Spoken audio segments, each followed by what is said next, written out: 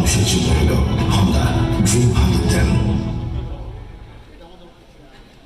থেকে বাদ বের হয়ে চলে আসে। ঠিক আছে, নেক্সট।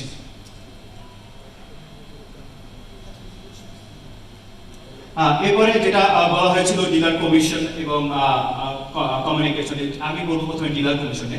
আমরা এখন কি করি, আমাদের এইসিসিতে আমরা সবাই জানি যে আমাদের এটা কমিশন। সেই কমিশন থেকে আমরা যেটা করব সেটা হলো যে এই কমিশন আমাদের অনেকে বলছেন যে প্রাইস বাড়ছে, আমাদের তো তাহলে ওয়ার্কিং ক্যাপিটাল বাড়াতে হবে, আমাদের প্রফিট কোথায়, তাই না? এটা এমন একটা জিনিস যে প্রাইস কিন্তু আমাদের হাতে নাই। সবকিছু রতন স্যার ব্যাখ্যা করেছে যে এটা অনেক কিছুর সাথে ডিপেন্ড করে প্রাইস বাড়বে কমবে। বাড়ার সম্ভাবনা বেশি থাকে কারণ একটা টপ আমরা এখন বটম থেকে উপর দিকে যাওয়ার সম্ভাবনা বেশি। সেক্ষেত্রে আমরা যেটা করেছি সেটা হলো যে আমরা পার্সেন্টেজ বেজে চলে যাচ্ছি, যার ফলে আমাদের প্রাইস বাড়লে আপনাদের অটোমেটিক্যালি কমিশন বাড়ছে। তা আপনাদের কমিশনটা আপনারা যেটা বলছিলেন যে কমিশন নিয়ে আমাদের কথা বলার, তা আমরা এখানে হাত দিয়েছি, আমরা চেষ্টা করছি আপনাদেরকে প্রফিটেবল করার জন্য।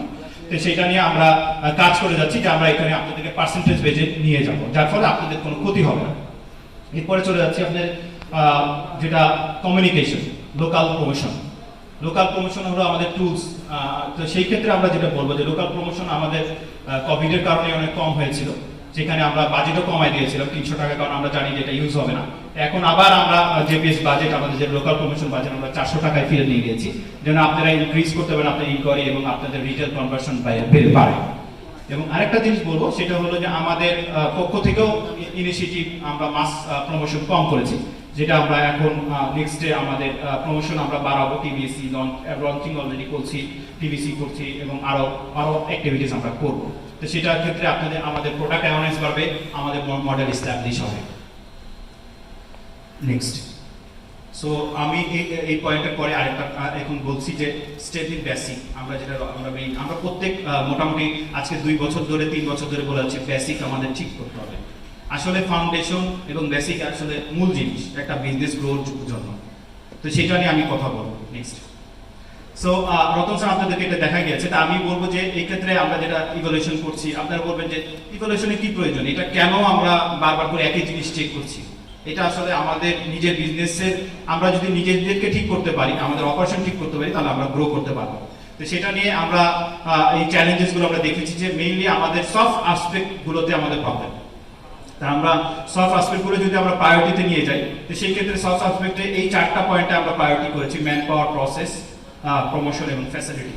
সো এই ক্ষেত্রে আমাদের এই প্রায়োরিটিগুলোতে আমরা কথা বলবো, যেন আমরা এই কয়টা জিনিস যদি ঠিক করতে পারি, তাহলে অ্যাটলিস্ট আমরা বলবো আমাদের বেসিক ঠিক হয়েছে। নেক্সট। তো প্রথমেই বলবো আমাদের কোয়ালিটি ম্যান পাওয়ার। একটা যে কোনো প্রতিষ্ঠান চালানোর জন্য ম্যান পাওয়ার, কোয়ালিটি ম্যান পাওয়ারের খুব প্রয়োজন। আমরা যেটা মনে করি, যদি ভালো মানুষ হয়, ভালো সেলসম্যান হয়, সে ভালো সেল করতে পারবে, ভালো সার্ভিস হয়, সে ভালো, যে ইঞ্জিনিয়ার হয় সে ভালো সেলস সার্ভিস করতে পারবে।